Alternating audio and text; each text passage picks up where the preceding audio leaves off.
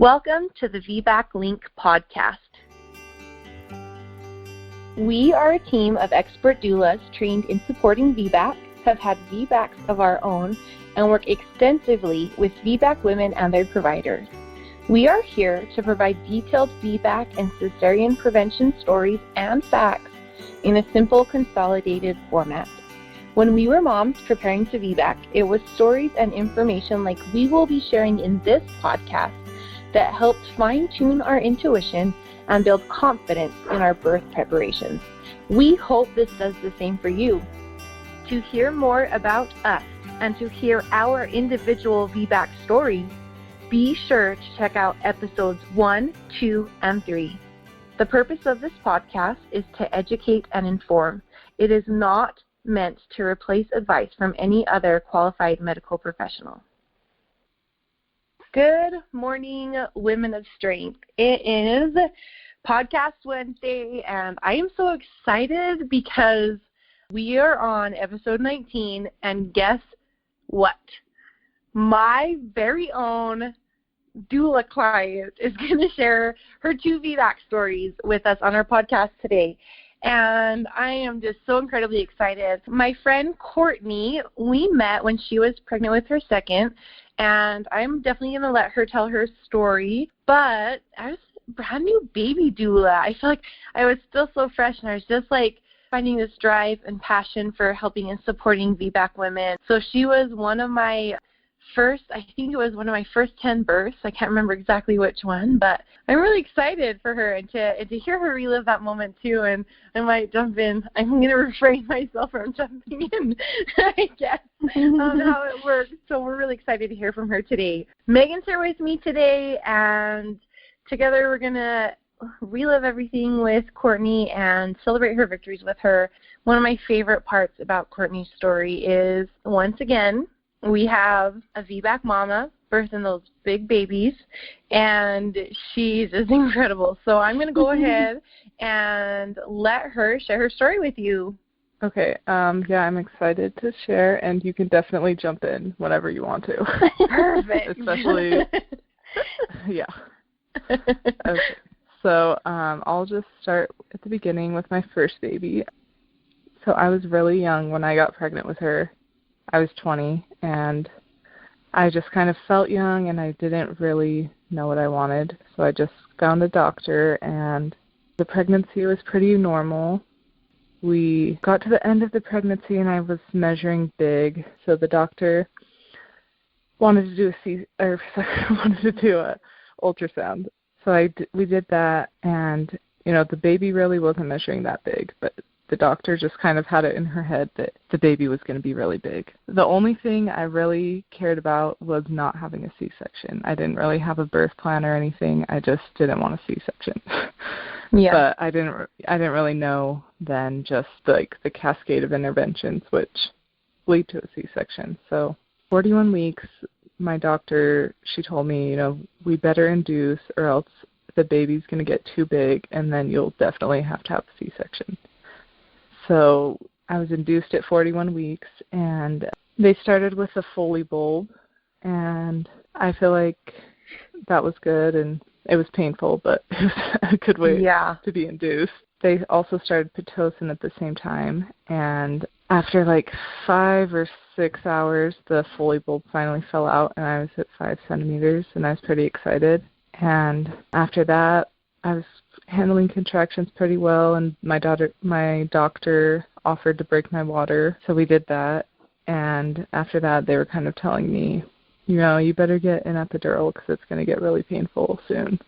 So I got I got the epidural at 6 centimeters, and after that, it kind of went pretty well until I got to 8 centimeters, and they checked me, and they told me, I was 8 centimeters, and said, oh, you're probably going to have the baby soon, and we were excited.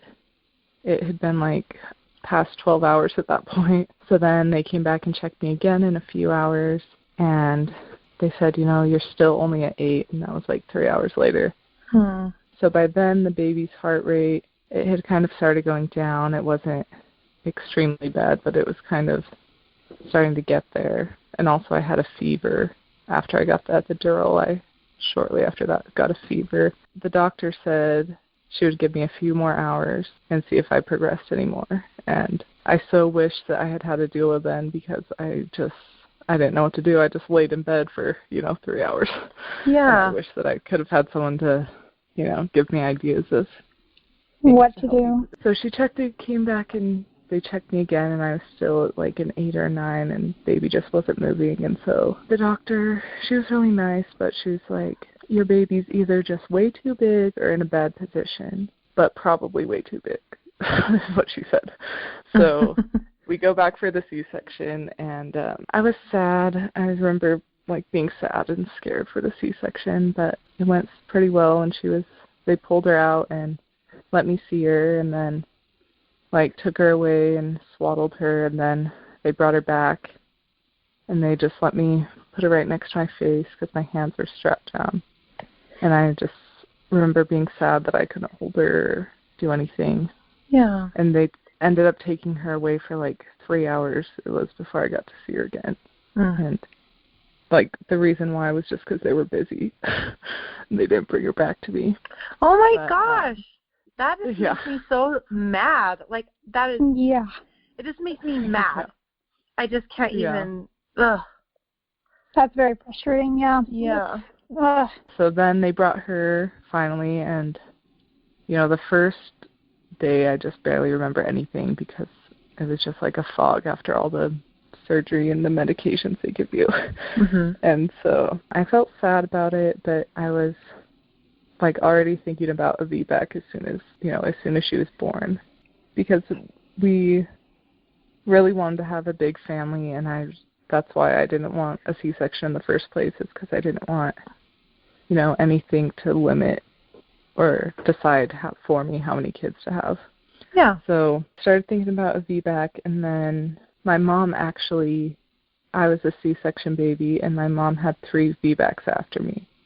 So I kind of knew about VBACs and thought, it wasn't that big a deal. Yeah. To have one. Yeah. After she was about a year old, we started trying to get pregnant again, and we got pregnant with our second baby. And so that pregnancy, I was just really focused on having a VBAC, and I really just wanted to do everything in my power to make sure that if I did have a C-section, it was like 100% necessary, and that there was nothing more I could have done. Right. So we'd actually moved by then, and we were in a different city, in a different hospital, and it was actually a better hospital, and I was able to find a good doctor that was supportive. So then I kind of researched more and decided that I wanted to have a natural birth, just because I thought it would, not having that epidural would increase my chances of having a VBAC. And so then after that, we decided to hire a doula, and we hired Julie, who we found on Facebook. That pregnancy was also pretty normal. I did have polyhydramnios, which was extra fluid, and I was measuring big again, even bigger than my first pregnancy. But my doctor was really good about it and just said, this is probably what's normal for you, so we won't really worry too much. But she did eventually suggest I get an ultrasound, and that's when we found about the extra fluid. But luckily, it resolved itself before the baby was born. So everything went good with that, and then I went past my due date again. I went into labor 4 days after my due date, and I was just so happy to go into labor by myself. I didn't even really care about going past my due date. I was just so glad. Yeah. that labor started. And so labor's I kind of had early labor for one day, and then it kind of stopped, and then that night I woke up at like 4 a.m. and with like really strong contractions that were coming, and they quickly got like 5 minutes apart. So we got ready and went to the hospital when they were like 2 or 3 minutes apart. When we got there, I was 5 or 6 centimeters, I think. And so then Julie got there, and everyone there was just really supportive. I was worried that I would have to fight to have an unmedicated birth, but I felt like all the nurses and I just had so much support So we were there, and I labored in the tub, but they didn't have like a real tub. It was like a bathtub. Yeah, it was so teeny little bathroom in this teeny little space. Yeah. So that wasn't the best, but after that, I think I asked them to check me, and then my water broke. And after that, the baby's heart rate kind of started to go down, and I remember we were trying to get her, she was posterior, and we were trying to get her to flip, and I remember we did like rebozo, and I was trying like all these different positions, and they checked me again, and I was at an 8, I think, and then I kind of just stayed at an 8 for maybe a couple hours. So it was kind of similar to my first pregnancy, and I was worried that, I'm just going to be at an 8 forever and never progress again. Mm-hmm. But I was on my hands and knees, and eventually she flipped, and when I was on my hands and knees, her heart rate was really good. So I just stayed there on the bed on my hands and knees for a long time. Yeah, I remember that. And, yeah. So then I kind of started to feel like I wanted to push, and the doctor checked me and said there was like a cervical lip. So she held that back and like pushed it out of the way, which was super painful, but it got things moving, so I was glad. And then after that, I was able to start pushing, and I pushed on my hands and knees for, I think it was like an hour, maybe more. I don't remember. Yeah. But finally, she was born, and earlier when my water had broken, there was the meconium in the water, so they had a NICU team there. And I remember it was kind of weird just to be giving birth with like this big audience. But she came out, and she did have like the meconium around her mouth, but I was really glad that my doctor just let me hold her for like 1 second while my husband cut the cord, and then they took her in the same room, but they took her to a little table and cleaned her off, and then they brought her back to me. And I remember Julie was the one that was like asking them to bring her back. So I was grateful for that. I know how important that is, because so many C-section moms are robbed of that experience, and it's really important to them. Yeah. And so I was just, after her birth, I was just so happy, and I just felt, so supported and so empowered that I was able to do it. I also just felt so much relief that I didn't have to have another C-section. Yeah. Yeah. I remember that's the very first hospital birth where I had seen anyone birth other than on their back.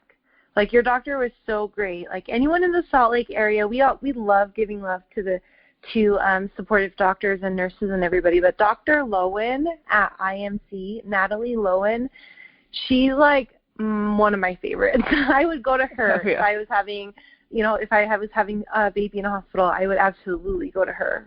So yes, she was very, very awesome. Yeah. And so a couple years later, we got pregnant again, and this time we started looking at midwives and having a birth out of the hospital.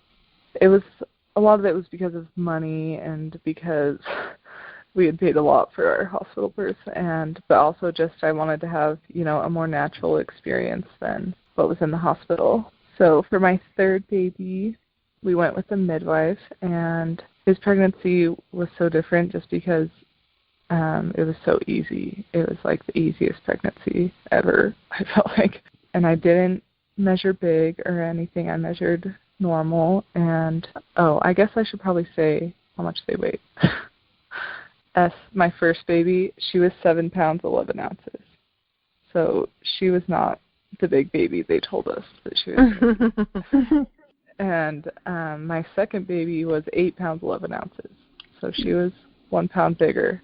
Yeah, a whole pound. Yeah. Yeah. And so this baby, I didn't measure big. I measured like normal or even a little smaller. So it's just weird how those measurements really don't mean anything. Yeah. Because he ended up being my biggest. So with him, I was due on May 1st, and I kind of knew I would go past my due date, but I thought, I'll for sure have him by like the 5th or 6th. But no, those days passed, and it's just so hard to go past your due date.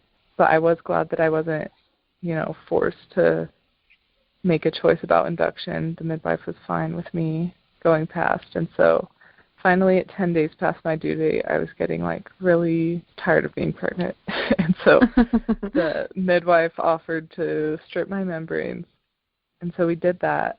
And I had kind of had, off and on labor before that. I think, my body was ready to go into labor. It just wouldn't. So the membrane stripping really started things. So she did that like 3 p.m. And we left the appointment and went and walked around and got the contractions going. And then we had our girls with us, so we decided to head home. And when I was in the car, they were like, the contractions were really strong and getting like 5 minutes apart. So I was kind of worried because we lived an hour away from the birth center.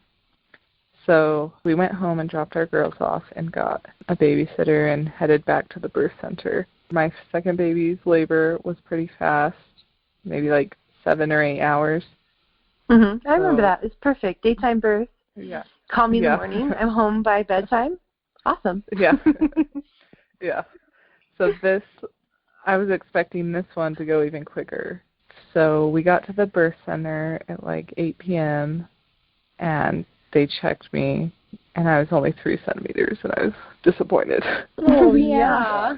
Yeah. We got there, and labor kind of slowed down. Like the contraction spaced way out once I got there, and I was like, oh man, I'm just going to be pregnant forever. But the midwife like gave me some herbs and kind of got things kind of started going again, and so we stayed there and walked around, and finally like 2 or 3 hours later contractions started to get intense. And with this birth I wasn't quite as prepared as I was for my first VBAC. Like I hadn't really taken the time to prepare as much, so it was a little bit harder for me, and it was a little bit longer. So I would just change positions, and I felt like that was so key for me, was changing positions, which I didn't have with my first baby. So eventually I got to 8 centimeters, and just like the other times, I kind of got stuck there for a while. I got to 9 centimeters and then had a little bit of a cervical lip again, so the midwife helped push that out of the way. And then pretty soon after that, I could feel like his head just come down, and I felt like he was right there. And I was in the shower at the time with my husband. And for some reason, I just wanted to go back to the bed and go back to being on my hands and knees just like I was with my second baby. Yeah. So I went back to the bed, like as like the baby was crowning, like right about to come out. And I got on the bed, and then he just came out with like 2 pushes. His head was out, and then his body came out, and it was good. It was great. I got to hold him right away, and yeah, that was so important to me. And he was 8 pounds, 13 ounces. Nice. Yeah, so he was pretty big, but that second VBAC was just, I didn't tear quite as much. I just needed 1 stitch, and like the recovery and everything just felt so much easier from the C-section especially, but also easier than my first VBAC. And yeah, so everything just went good. They handed him to me and just let me hold him as long as I wanted, and I was so glad to have that. Yeah. And we got to go home the same day, and yeah, everything was great. That is so awesome. Yeah, I haven't heard the story of your third VBAC. Oh my gosh, that is so frustrating. Why is it that like these last babies of ours? Well, yeah, I'm just talking about my experience. My last baby was like that forever. It was my longest pregnancy, and you might as well be like 500 weeks pregnant. Like, yeah. It's just crazy how these babies and these pregnancies can be so incredibly different from each other, even with the same woman. So, oh my gosh, thank you so much for sharing your story with us. I want to talk a little bit about the cascade of interventions that you mentioned at the beginning of your story. There's really 4 main reasons, 4, I guess, most common reasons why women have initial C-section. We actually published a blog on our website today about those 4 reasons and what you can do in order to keep that from happening next time you have a baby.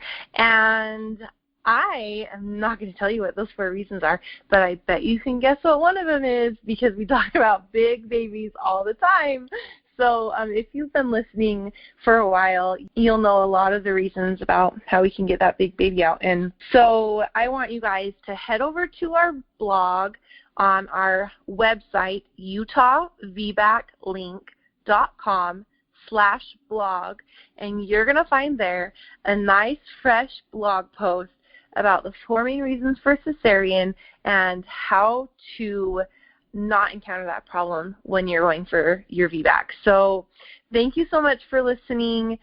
Thank you so much, Courtney, for sharing your journeys with us. I remember that birth, and I remember, I was so impressed with Dr. Lowen and how she handled the D-cells for your baby, the heart D-cells rather, and how she would just, encourage you to get back, she'd do a cervical check and the baby's heart rate would go down, and then she would just say, well, baby was doing great when you were on your hands and knees. Let's see if that helps. And then you go back on your hands and knees, and baby's doing great again. And I was, really, really impressed with how she handled everything. And I'm gonna tell that story about your birth forever. I tell that story to people all the time because I had a similar birth the week before where the doctor just told mom to push her baby out instead of getting in a different position, and ended very differently, not a C-section, but it's very exciting. So thank you so much again for sharing your story with us.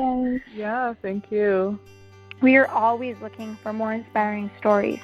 To share your story or possibly be on one of our podcasts, post on social media with the hashtag #WeVBAC and tag @TheVBAC link, or contact us from our website. Be sure to rate us and share and leave your reviews. We are excited to hear what you think. For families local to Utah, be sure to check out our website, utahvbaclink.com, for more information on our VBAC childbirth classes and doula services. Thank you so much for listening. We are excited for you to begin your journey with us.